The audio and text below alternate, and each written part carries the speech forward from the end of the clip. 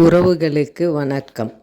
இனிய குடியரசு தின நல்வாழ்த்துக்கள். வாழ்க பாரதம். அனைத்து இராணுவம், துணை இராணுவம், நாட்டை காக்கும் வேலையை செய்யும் துறைகள், அமைப்புகள், நல்ல உள்ளங்கள் அனைவருக்கும் நன்றிகள்.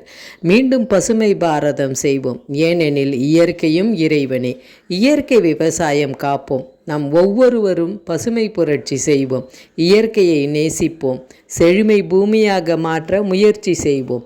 நம்மாலான செடிகளை வளர்ப்போம். நாட்டு எல்லையை நம் வீரர்கள் காக்கட்டும்.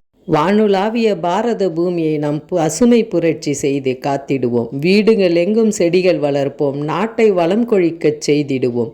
வீடுகள் செழித்தால் நாடும் செழிக்கும். சிறு துளி பெருவெள்ளம் அல்லவா? நம் பசுமை புரட்சி பாரதம் கண்டு உலகம் வியக்கச் செய்திடுவோம். வாழ்க பாரதம், வளர்க நம் பாரத நாடு.